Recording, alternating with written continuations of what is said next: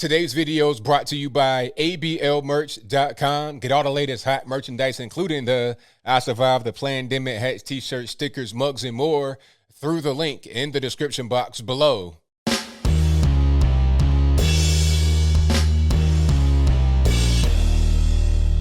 How's everybody doing? My name is Anthony Brian Logan, and today we got to talk about the governor of Vermont, Phil Scott, placing a very interesting tweet on his timeline. And I'll place that on the screen before you. It reads, if you or anyone in your household identifies as Black, Indigenous, or a person of color, BIPOC, B-I-P-O-C, including anyone with an Abenaki or other First Nations heritage, all household members who are 16 years or older can sign up to get a vaccine. Get yours at XYZ link, and I'll place that link in the description box so you can see it for yourself. And you're not taking my word for it 100% without doing your research. Now, there's a lot to quote unquote unpack here, as the cool kids would say. The obvious question, isn't that racist? Because I'm not sure if you guys read from that, what I read from that, but what I read is if you're 16 or older and not white, you can sign up to get the vaccine. That's what I heard. Maybe I'm wrong. And if I'm wrong about that, let me know in the comments. But that's what I got from it. Now, to be fair, I got to be fair, give you the whole thing. Being a so-called BIPOC, person of color person, whatever you want to say, that's not the only way you're able to get preferential treatment to get the vaccine in Vermont. You can also be 50 or older. So if you're a white person, all hope is not lost. If you are 50 or older, you can get the vaccine. If you're white, Black, or whatever, it's fine. There's no race restriction there. Or if you're a healthcare worker, if you have severe comorbidities, conditions already, like if you got some kind of cancer or something like that, if you fit into certain special interest groups, you may qualify to go ahead and sign up to get the vaccine in Vermont. However, if you're a 25-year-old, relatively healthy white person, forget about it. There's nothing that I've seen on this particular website for you. Now, I'm not sure if you're going to be barred from getting the vaccine, but as far as any kind of special treatment, I don't see anything that's there for you, not in the least bit. Now, the reason that Vermont and others that are trying to defend this are given behind giving so-called BIPOC preferential treatment is that people of color have a higher risk of catching the virus and dying. But my thing is, okay, is there a particular reason why that is? Like, is it a lack of access to the vaccine? I don't think so. Let's do a little bit of quick maths here. I'm not Albert Einstein, but I'll do my best. Now, Vermont is an overwhelmingly white state. I think it's like the whitest state in the union, 93 to 95% white. I think it's like 94.2. And if I'm wrong, let me know in the comments. But the population is pretty small, 623,000. Very small population, mostly white. So out of that population, there have been 200, and I think 13,000 or 14,000 people that have gotten the vaccine. Now, out of that, there have been about 202,000 who are white. So 202,000 out of 214,000, that's pretty on point with population percentage. That's right around 90, 95%, maybe a little bit less. And the population is that, so it just kind of makes sense. Now, 11,000 so-called BIPOC have gotten the vaccine out of about 31,000 or so BIPOC in the whole state. So once you look at both, about 200,000 for 600,000 whites and 11,000 for 31,000 non-whites, it's about 1/3 for each group. So I don't see a lack of access to getting it. Some may say that the Black and or BIPOC population percentage that has gotten the vaccine is lower than the white population in Vermont that have gotten the vaccine. But the question is why? Is it a lack of access? I don't think so. I don't think you got a lot of Black folks that are just are we being discriminated against? I don't think so. I think the bigger thing here is that a lot of Black folks don't want to get the virus vaccine, regardless of where they are. They could be in Vermont, they could be in California, they could be in Florida, Texas, Virginia, Illinois, Michigan. It doesn't really matter where they are. There's a lack of trust among the Black community specifically. I'm not sure about any other of the BIPOCs, but among Blacks specifically, there's a lack of trust there because of Tuskegee experiment, which was over in the 1970s, pretty recent in history, and other more recent trials, a lot of medical trials that they try to push upon people in low income communities first, things that may give you, you're growing a beard when you're a woman, your baby is born with limbs missing and things of that nature. Okay.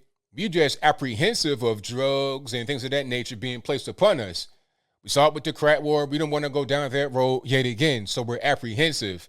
Now, trying to say, all right, BIPOC, we're going to give you preferential treatment is not going to make it any better. Now you didn't create a PR nightmare because you're coming out with racist and possibly illegal things. All right, now let's talk about this. 14th Amendment, what does it say in short in the first section? No state can make a law preventing any person in a jurisdiction the equal protection, life, liberty, pursuit of happiness. You can't pass a law or any kind of thing like this according to the Constitution.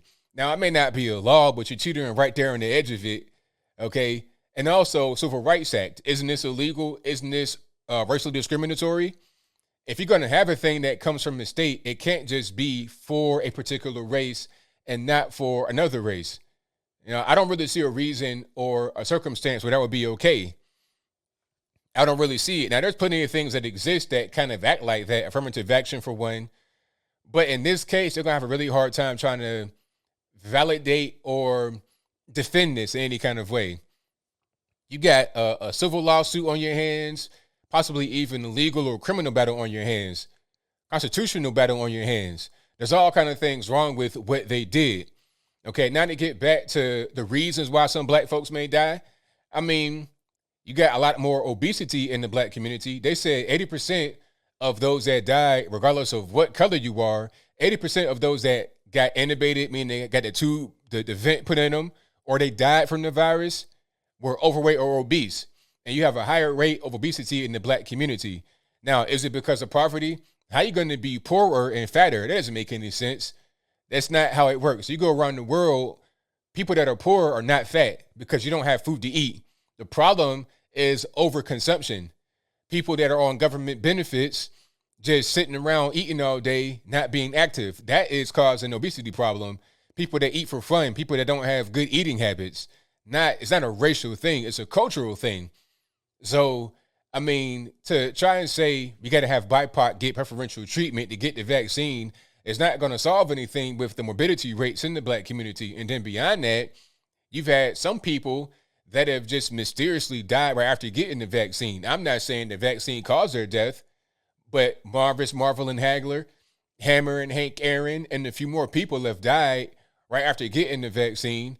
Now, some may say, well, Hank Aaron was 87 years old, and Marvin Hagler was a boxer. He was in his 60s. Okay, I understand. Like I said, I'm not saying why they died or how they died. I'm just, putting some things out there that might make someone pause and be like, you know what? Man, Hank Aaron, he died. He just got the vaccine. Marvin Hagler, man, I don't know if I really want that. And then the left kept going out last year talking about don't get the Trump vaccine. Kamala Harris, the so-called first person of color or BIPOC vice president, female vice president, she's saying that she would not take the Trump vaccine. Now, I mean, at a certain point, people aren't dumb. They remember that. It's like, oh, okay, the first black female vice president said no Trump vaccine. And Trump obviously developed the vaccine that's out there, not him. He's not going to be in a lab himself, with beakers and test tubes and whatnot, making it happen. He's not going to be doing that. He's not going to be some type of chemist in there. But it was under his jurisdiction. It was under his administration where the whole thing went down. So people mightn't just take her word and be like, well, no, I don't want that because she said don't get it. Now she's trying to say go out there and get it because Joe Biden's the president, although the same vaccine that's under Joe Biden was the one that was under Trump. It's the same process and everything. So there's no difference. So you got people that are out there actively in government saying don't get it when it was Donald Trump. Now they want to switch sides and switch up and keep giving different information. The CDC does not know which way it's going. They don't know the elbow from the high part. So they don't know what's going on. They're talking about, okay, once you get the vaccine, you're able to travel. Then they say don't travel. Then they say travel again. They don't know what's going on. So I see confusion, incompetence, lying, a history of all the above that have caused death and destruction and chaos in the black community, why would I want to get it? Making a racist and possibly illegal move like this is not going to make you want to get it anymore. All right. If there's any higher chance of dying from the virus by statistics, if you're black, there is a reason for that that's not related to not being able to have access to the vaccine, not being able to get the vaccine if you want it, and having it be a specific race thing. Whites and blacks have been vaccinated in Vermont at nearly the same rate for the most part, or so-called BIPOCs. They want to put everybody in one category when it benefits them, but not when it doesn't. But I digress. BIPOCs and whites are pretty much the same as far as going out there and being able to get the vaccine. If you want it, you go ahead and get it. That's pretty much what it is. So as I close, I want to say this. Phil Scott, I don't know what you want, sir. I'm not sure what the point of this is. You live in the whitest state in the union.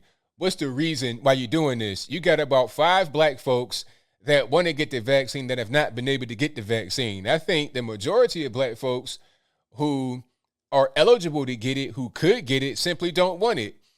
That's just a fact. I mean, that's true all over the country. We know what's going on with these vaccines. They're not necessarily proven. They're kind of unsafe. We'll just take our chances with our immune system. But I think I'll leave that right there for now. And what say you? Do you think that Phil Scott's ordinance or whatever he put out there is racist? If that's your viewpoint, let me know why in the comments below. Or is it not racist? Am I just overreacting? We got to get the BIPOC, the vaccine more, and we got to do more outreach, even though non-whites and whites in Vermont have gotten the vaccine at the same rate. I'm just failing to see what's the real reason behind this. It's an overwhelming 95% white state. You got a handful of people that are not white. Everybody has access to the same thing. It's not a racist place, as far as I know, beyond this whole law they got. So what's really the point in even doing this? I think it's just more of this woke mob trying to make everybody bend to their will. And in this case, and in any case, really in the nation, quite frankly, it's not needed. It's not needed. It's not going to help you do anything. It's not going to, there's no reason to do this. All right. If you want to get people to take this vaccine, prove that it works and prove that the government are competent. Now, you don't prove the government is competent by having the vice president, the first so-called woman of color, VP, whatever, Asian American, Black American. You don't build confidence by her going out there and saying, I don't want the Trump vaccine. And then a month later saying, yeah, it's a Biden vaccine, I'm going to take it now. And you don't build trust by having the track record of poor performance in the black community when it comes to healthcare from the government, where they say, hey, this shot is for you. It'll help you. It'll protect you. And then it winds up not doing that. All right. You got to earn trust. You can't just demand it or try to do things that are really sketchy and borderline illegal, unconstitutional to be able to get your agenda met. Simple as that. But whatever your thoughts are, please let me know in the comments below. And that's all I got to say for this video. If you like what you heard, please comment, rate, share, and subscribe. Peace.